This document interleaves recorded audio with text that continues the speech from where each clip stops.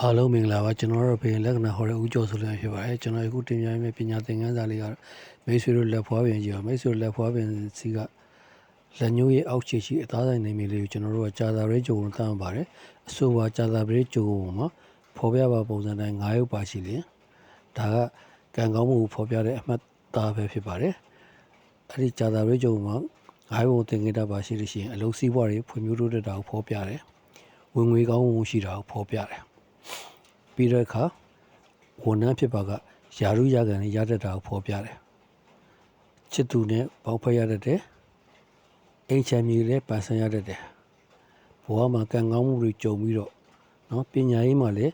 အောင်မြင်ရတတ်တယ်ဆိုတဲ့အခြေအနေကိုဖော်ပြပါတယ်ခင်ဗျာကျွန်တော်ရဲ့ဗီဒီယိုလေးဒီမှာပဲနေကောင်းချို့ပါတယ်ခုနကသားမိတ်ဆွေများလုံးကိုယ်စင်းနေပြချမ်းသာချမ်းသာရှိရပါစေကောင်းကျိုးလွယ်ဆန္ဒတစ်လုံးတစ်ဝါပြည့်စုံကြပါစေကျွန်တော်တို့ဘေးလက္ခဏာဟောတဲ့ဥကျော်ဆိုလည်းဖြစ်ပါတယ်ကျွန်တော်ဒီဘေးလက္ခဏာများဆက်တယ်လို့ပေါ့ဖုန်းနံပါတ်09ခုလေးတစ်6ခုလေးဆက်တယ်လို့ကောကျွန်တော်ရဲ့အကောင့် Messenger မှာဆင်ဖြစ်စီဆက်တယ်လို့ဘေးလက္ခဏာများစုံစမ်းလို့ရပါတယ်ကျွန်တော်ရဲ့ဗီဒီယိုလေးနှစ်သက်မှုရှိပါက like and share ပြုလုပ်ပေးရပါကျွန်တော်ရဲ့အကောင့်လည်း follow လုပ်သွားပေးရပါခင်ဗျာကြည့်ရှုပြီးတဲ့သူတုံးချင်းတဲ့တယောက်ချင်းတဲ့ကျေးဇူးအထူးလက်တရှိရပါတယ်ခင်ဗျာကျွန်တော်ရဲ့ဗီဒီယိုဒီမှာနေကောင်းချို့ပါတယ်